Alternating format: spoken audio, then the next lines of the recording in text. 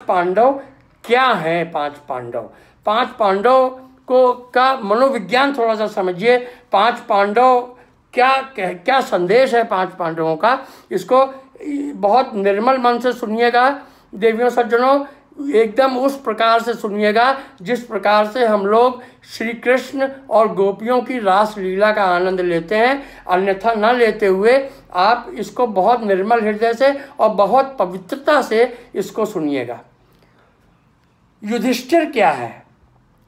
युधिष्ठिर धर्म है, युधिष्ठिर सत्य है, युधिष्ठिर चेतना है, युधिष्ठिर स्थिर है, स्थिरता है, युधिष्ठिर गंभीर है, युधिष्ठिर नीतिवान है, युधिष्ठिर उस परम पिता परमात्मा की पुण्य सत्ता का प्रतिनिधि है। अब आते हैं दूसरा नंबर भीम। भीम क्या है? भीम बल है, भीम पौरुष है, भीम पुरुषत्व है, भीम विकराल है, भीम भीषण है, भीम अतः शक्ति वाला है, शारीरिक रूप से बली है। अर्जुन क्या है? अर्जुन एकाग्रता है, अर्जुन उज्ज्वल है, अर्जुन श्वेत है, अर्जुन लक्ष्य को साधने वाला है, लक्ष्य पर ध्यान केंद्रित करने वाला है। अर्जुन लक्ष्य को ओझल नहीं होने देता, चाहे उसके लिए कोई भी रूप धारण करना पड़े, लक्ष्य उसके दिमाग में हर समय रहता है। अर्जुन को चाहे वृहन्नला बनना पड़ जाए, वृहन्नला के रूप में भी अर्जुन रहते हैं, परंतु लक्ष्य पर उनकी निगाह, उनकी दृष्टि रहती है। नकुल क्या है? नकुल काम है। कौन सा काम? वासना वाला काम नहीं। नकुल वो काम है जिससे पुरुष और प्रकृति का संयोग होता है। नकुल अश्वों का चिकित्सक है। अश्वों को नियंत्रित करने का गुण नकुल को आता है। मन के जो घोड़े हैं, मन रूपी जो घोड़े हैं, उनको कैसे नियंत्रण में रखना है, उसको वो नियंत्रित करने का कार्य नकुल को आता है। इसीलिए नकुल को जब 1 वर्ष का अज्ञातवास हुआ था, तो 1 वर्ष के अज्ञातवास में नकुल को घुड़साल का दायित्व सौंपा गया था, वो घुड़साल संभालते थे। अर्जुन वृहन्नला के रूप में संगीत सिखाते थे राजकुमारी को। युधिष्ठिर क्योंकि सत्य थे, धर्म थे, अतः राजा के साथ रहते थे, राजा के मंत्री थे।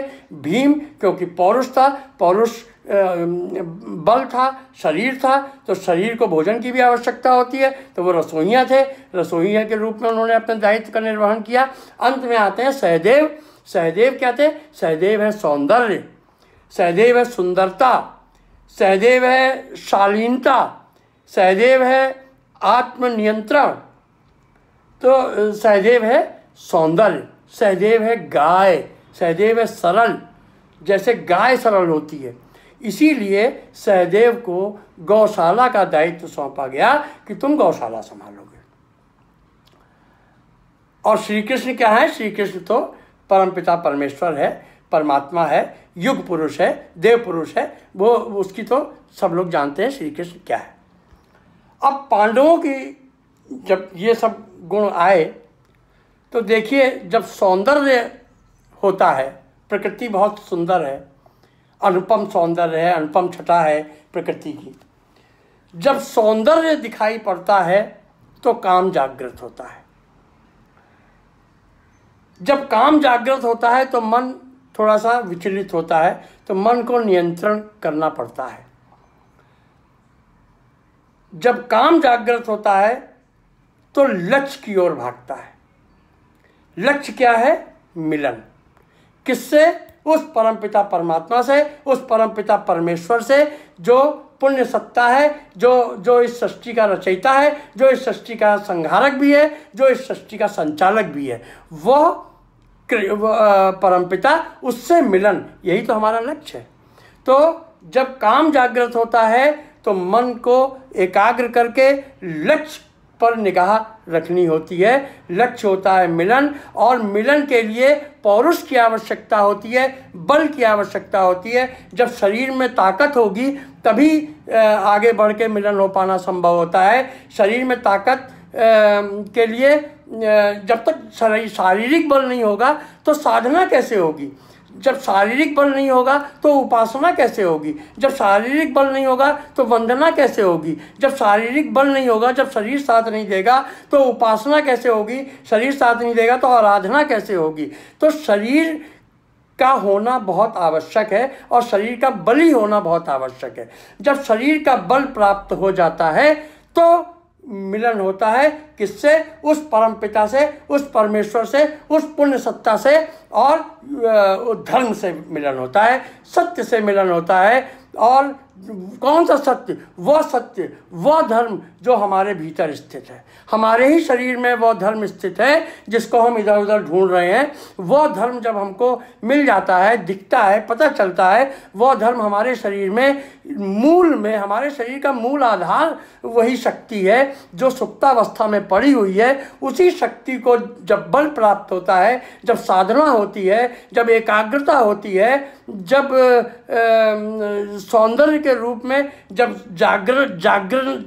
जागरण होता है, तब वो शक्ति जागती है और हमें उसी मूलाधार से उठा करके सहस्रार में मिला देना है। यही हमारा लक्ष्य है, यही मिलन है। जब मूलाधार का सहस्रार में विलीन हो जाए, जब मूलाधार सहस्रार में विलीन हो जाए तो यही मिलन है और यही हमारा लक्ष्य है। इसीलिए हमारा जन्म हुआ है, इसीलिए ये मानव तन मिला है। 84 लाख योनियों से भटक भटक कर तब हम इस मनुष्य शरीर में आए हैं। तो ये मनुष्य शरीर हमको यूं ही नहीं दिया गया है, हमको एक लक्ष्य दिया गया है। लक्ष्य है उस परम पिता परमेश्वर को जानना, उसको समझना और अपने को उसमें विलीन कर देना, मूलाधार से सहस्रार तक पहुंचा देना। यही हमारा लक्ष्य है। तो यह पांडवों का थोड़ा सा छोटा सा विश्लेषण किया था। आगे चलिए, आगे बढ़ते हैं कथा में। तो हस्तिनापुर आ जाती हैं कुंती और सबको बताती हैं कि पांडु के पुत्र हैं और उनको पांडव कहा जाने लगता है। उससे पहले विवाह से पूर्व कुंती सूर्य देव का आह्वान करके सूर्य के अंश से एक पुत्र को और उत्पन्न करती हैं। उसका नाम होता है कर्ण। परंतु लोक लाज के भय से वह कर्ण को स्वीकार नहीं कर पाती हैं क्योंकि वह विवाह से पूर्व उत्पन्न हुआ बालक था। अतः उस बालक को कपड़े में लपेटकर टोकरी में रखकर वो गंगा जी में प्रवाहित कराती हैं, छोड़ आती हैं। कर्ण का अपना एक अलग मनोविज्ञान है, उस पर चर्चा आगे करेंगे। कर्ण को आगे राजा धृतराष्ट्र के महाराज धृतराष्ट्र के जो सारथी हैं वो देखते हैं। अधिरथ उसको उठा लाते हैं नदी में से और ला करके अपनी पत्नी राधा को सौंप देते हैं। वहाँ राधा के कोई पुत्र पहले से होता नहीं, कोई संतान, तो वो दोनों लोग मिलके उसका लालन पालन करते हैं। बड़ा होता है तो गुरु द्रोण के पास जाता है। गुरु द्रोण उसको शिक्षा देने से मना कर देते हैं क्योंकि वो सूत पुत्र है, क्षत्रिय नहीं है, इसलिए उसको मना कर दिया जाता है। कर्ण को देखिए, कर्ण को बहुत शिकायतें रहीं अपने जीवन से। कर्ण ने कृष्ण से इस बात को कहा भी। छोटी सी प्रसंग है, आपको बताते हैं। कर्ण ने कृष्ण से क्या कहा। कर्ण कहता है कि मेरी माँ ने मुझे जन्म देते ही त्याग दिया, मैं अनैतिक संतान था, इसमें मेरा क्या दोष है। मुझको द्रोणाचार्य ने शिक्षा नहीं दी क्योंकि मुझे क्षत्रिय नहीं समझा गया। गुरु परशुराम ने मुझे शिष्य रूप में स्वीकार किया, शिक्षा भी दी, परंतु बाद में मुझे सब कुछ भूल जाने का श्राप भी दे दिया क्योंकि मैं क्षत्रिय था। एक गाय को भूलवश मेरा बाण लग गया, वो गाय मर गई, तो गाय के मालिक ने मुझे गलती ना होते हुए भी श्राप दे दिया। मुझे द्रौपदी के स्वयंवर में भी अपमानित किया गया। अंत में माता कुंती मुझे सत्य से परिचित तो करवाती हैं, परंतु वो भी केवल अपने पुत्रों का जीवन चाहती हैं, इसलिए वो मुझे सत्य बताती हैं कि मेरे हाथों से कहीं उनके किसी पुत्र का वध ना हो जाए। तो वो अपने पुत्रों का जीवन चाहती हैं, इसलिए माता कुंती मुझे सत्य से अवगत कराती हैं। तो मुझे तो जीवन भर कुछ मिला ही नहीं, मुझे तो सिवाय अपमान के और कुछ प्राप्ति ही नहीं हुआ। मुझे तो जीवन में जो कुछ भी मिला, हे वासुदेव कृष्ण, मुझे जीवन में जो कुछ भी मिला वो दुर्योधन से दान में मिला। तो यदि मैं दुर्योधन के पक्ष में युद्ध कर रहा हूं तो इसमें मैं कहां पर गलत हूं? अब बात तो कर्ण की सही थी, बात तो उसकी बात में दम है। उसने कभी उसको क्षत्रिय होते हुए भी क्षत्रिय नहीं समझा गया, उसका अपमान किया गया। द्रौपदी ने भी इसलिए उसको स्वयंवर में भाग लेने से मना कर दिया कि वो सूत पुत्र है। सूत पुत्र बार बार कह करके उसका अपमान किया गया। तो उसकी बात में तो दम था, वजन था।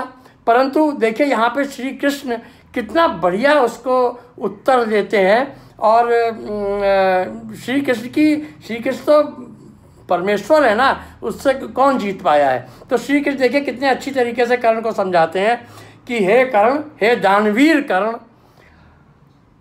मेरा जन्म कारावास में हुआ। मेरे जन्म से पहले मृत्यु मेरी प्रतीक्षा कर रही थी। कंस तो तैयारी में बैठा था, 8वां पुत्र आया उसका वध करूं। तो मेरी मृत्यु से पहले, मेरे जन्म से पहले मृत्यु मेरी प्रतीक्षा कर रही थी। जिस रात मेरा जन्म हुआ उसी रात मुझे अपने माता पिता से अलग कर दिया गया। जब मैं चलना भी नहीं सीख पाया था, चलना भी नहीं जानता था, तब मेरे ऊपर, मेरे प्राणों पर कितने आघात, कितने वो हुए, हमले हुए। पूतना का उदाहरण उन्होंने दिया कि जब मैं चल भी नहीं पाता था तब मेरे जीवन पर बार बार आक्रमण हुए। ना कोई सेना थी, ना कोई शिक्षा थी। मुझको तो सदैव यही सुनने को मिला कि ये सारी समस्याओं की जड़ ये कृष्ण है। जिस आयु में आप सब लोगों के कौशल की प्रशंसा गुरुओं द्वारा की जाती थी, उस आयु में मुझे विद्यालय का मुंह भी देखना नसीब नहीं हुआ। मैं तो ऋषि संदीपनी के गुरुकुल में 16 वर्ष की आयु में पहुंचा था। तुमको बाल्यावस्था से ही तलवार, रथ, घोड़े, धनुष बाण और गदाओं की आवाज़ें सुनाई पड़ती थीं, जबकि मेरा बचपन गायों के झुंड में, गौमूत्र और गोबर के बीच में बीता। मुझे कोई शिक्षा नहीं मिली। 16 वर्ष की आयु में मैं गुरुकुल गया, ऋषि संदीपनी के आश्रम में। और कर्ण, तुमको अपनी पसंद की कन्याओं से विवाह करने का अवसर प्राप्त हुआ। कर्ण की 2 पत्नियां थीं, रुशाली और सुप्रिया। तो कर्ण, तुमको अपनी पसंद की 2 कन्याओं से, राजकुमारियों से विवाह करने का अवसर मिला। मैंने जिससे प्रेम किया उससे मेरा विवाह नहीं हुआ।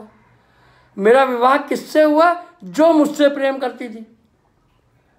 तो मुझे तो अपने मनपसंद का विवाह भी, साथी चुनने का भी अवसर नहीं मिला।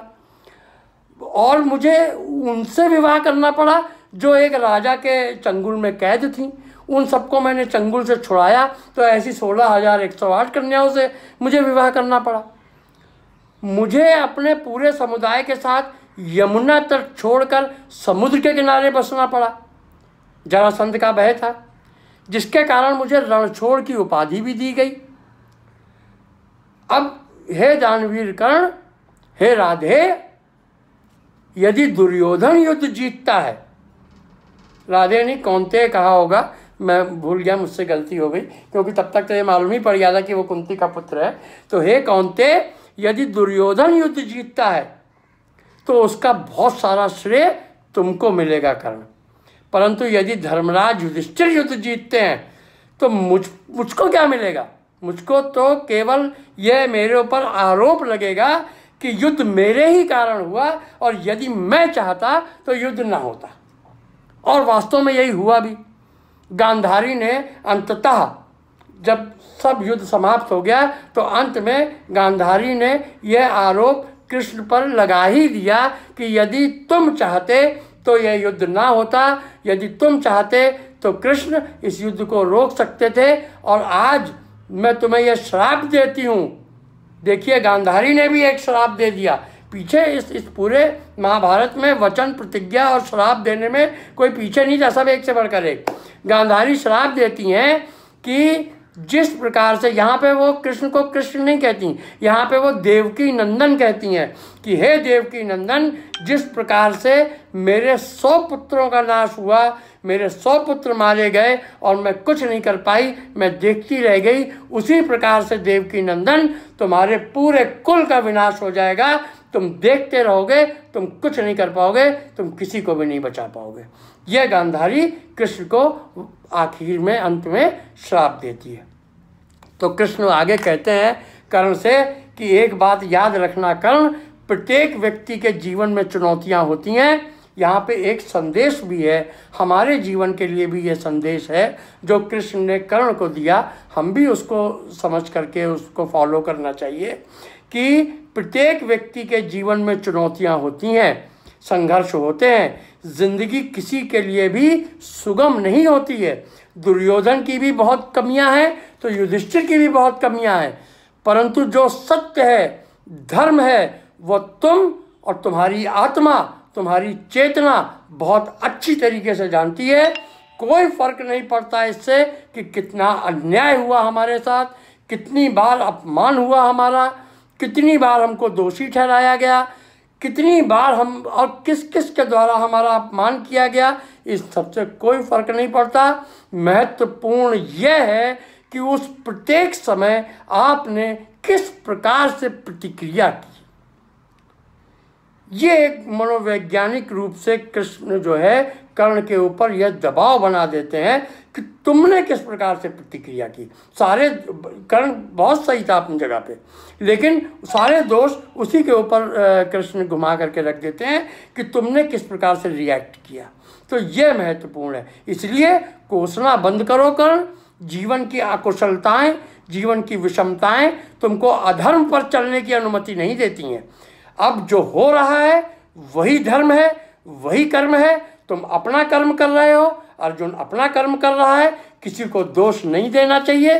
दोष देना है तो स्वयं को दोष दो, किसी दूसरे को दोष मत दो।